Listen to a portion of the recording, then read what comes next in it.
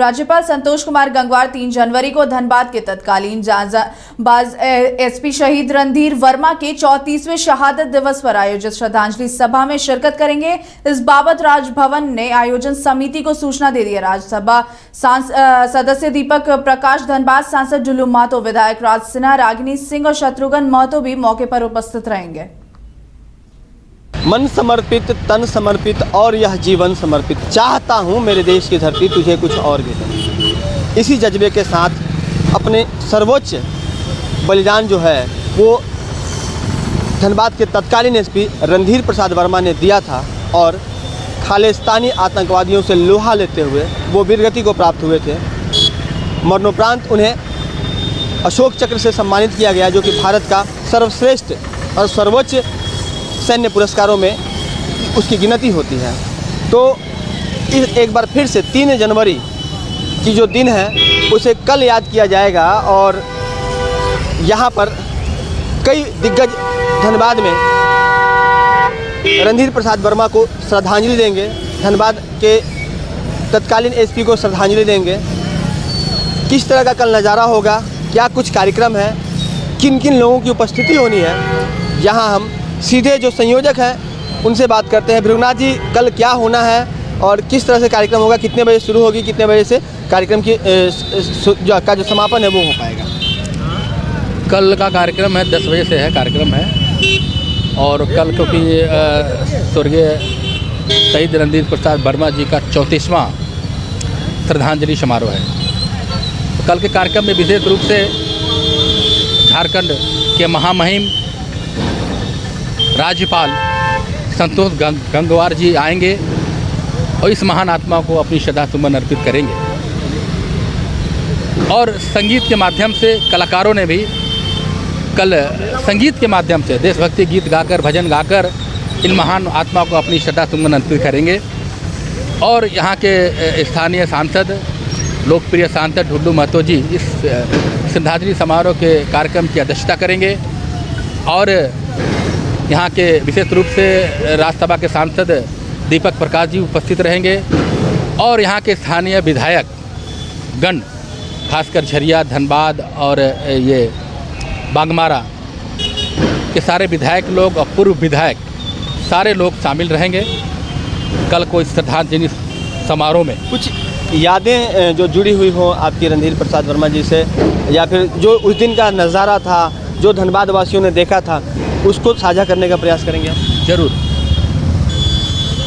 3 जनवरी 1991 को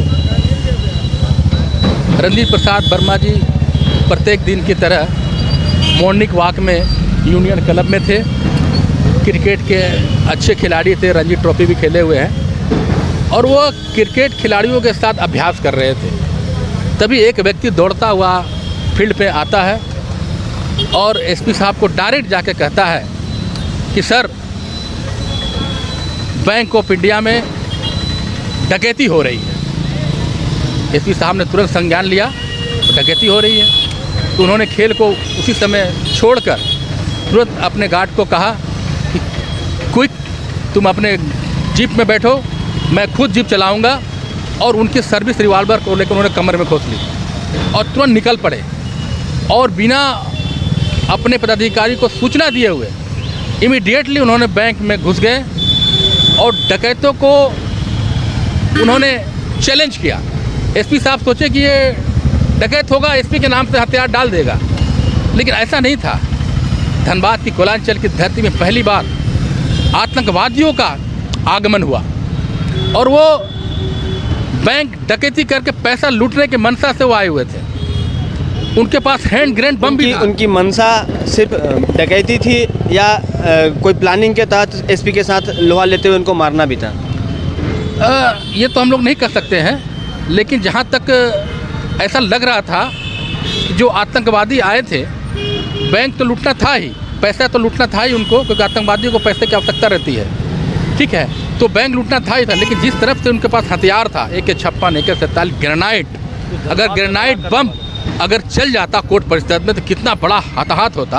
अगर वो फायरिंग करते निकलते, जैसे आपने बम्बई मैं एक चीज़ जानना चाह रहा था कि उस दिन कुल कितने आतंकवादियों को इन्होंने शहीद किया, इन्होंने मारा था और किस वजह से इनको वीरगति को प्राप्त होना पड़ा? जब इन्होंने आतंकवादियों को ललकारने के लिए बैंक के सीढ़ी पर चढ़े तो उन्होंने कहा मैं एसपी, जो भी वो हथियार डालो।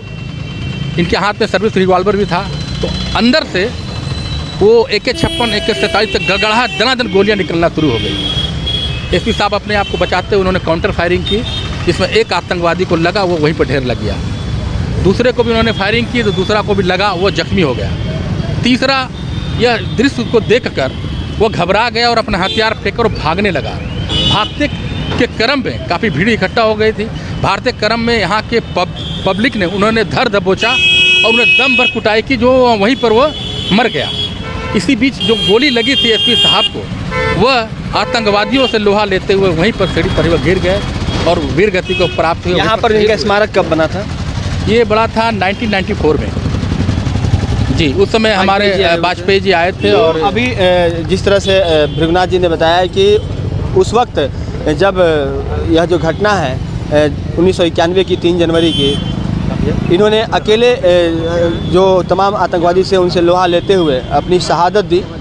यहाँ पर एक उनकी आदमकद प्रतिमा स्थापित हुई और प्रत्येक वर्ष इन्हें श्रद्धांजलि देने के लिए दिग्गजों का जुटान होता है। और इस बार भी राज्य के राज्यपाल संतोष गंगवार पहुँचेंगे, राज्यसभा सांसद दीपक प्रकाश पहुँचेंगे, साथ ही सांसद ध्रुव महतो और स्थानीय विधायक भी यहाँ पर मौजूद रहेंगे। और तमाम जो धनबाद के लोग हैं, कोयलांचल के जो वासी हैं और अलग अलग समाज से आने वाले लोग यहाँ पर उन्हें श्रद्धासुमन अर्पित करेंगे।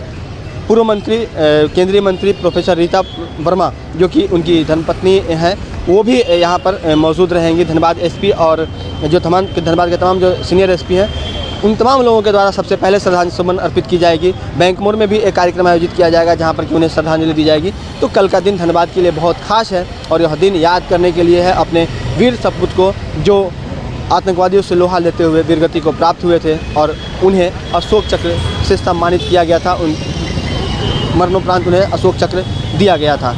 सहयोगी विपिन के साथ राजकुमार जायसवाल, न्यूज़ 22 स्कोप धनबाद।